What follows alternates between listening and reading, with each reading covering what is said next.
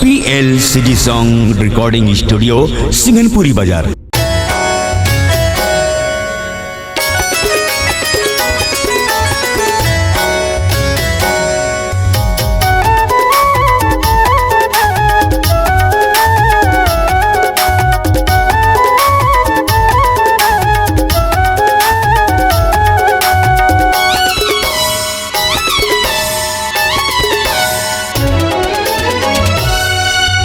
सलहीन रानी दीवाना बनाए मोला हाथ के वो पगला बनाए गोटी मार के।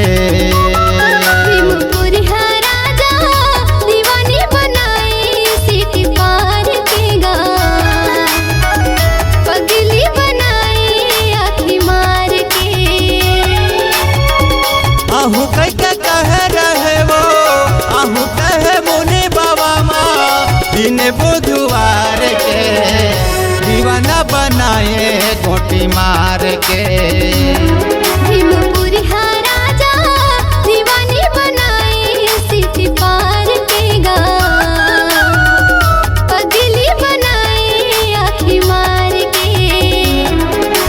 सलहीन रानी दीवाना बनाए मोला हाथ के वो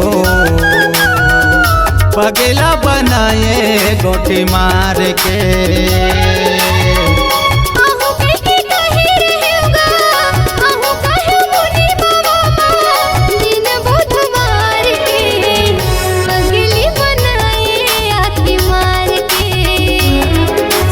सलहीन रानी दीवाना बनाए मोला हाथ के वो पगला बनाए गोटी मार के।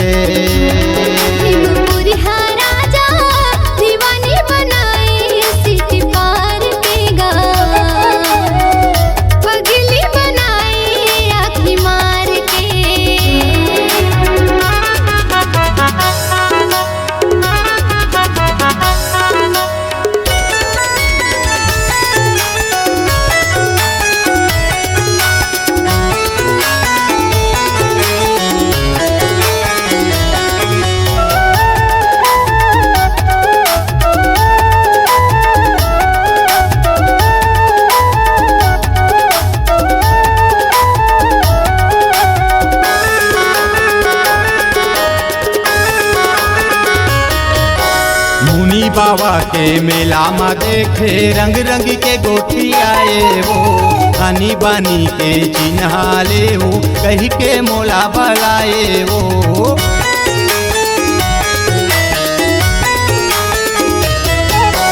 मुनि बाबा के मेला में देखे रंग रंग के गोठी आए वो खानी बानी के चिन्हा ले वो कही के मोला बलाए वो। झेलुआ झूला दन कही के झेलुआ झूला दन कही के खड़े से न तान के दीवाना बनाए गोटी मार के।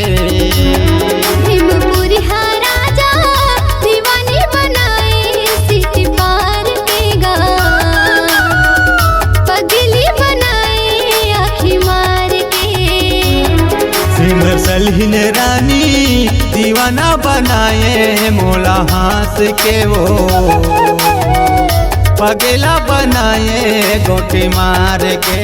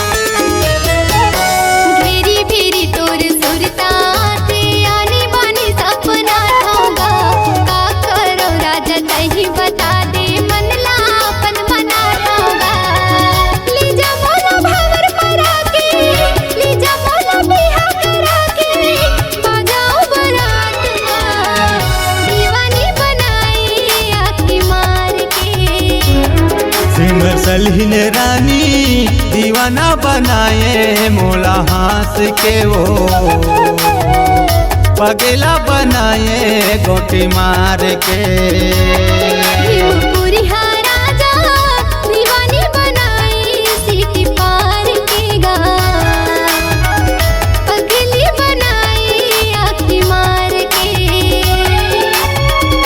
आहू कह के कहे रहे वो आहू कह के कहे रहे गा दिन बुधवार के दीवानी बनाई आँखी मार के सिमर सलहिन रानी दीवाना बनाए मोला हंस के वो पगला बनाए गोटी मार के पगली बनाई आँखी मार के पगला बनाए मोला हंस के पगली बनाई आँखी मार के दीवाना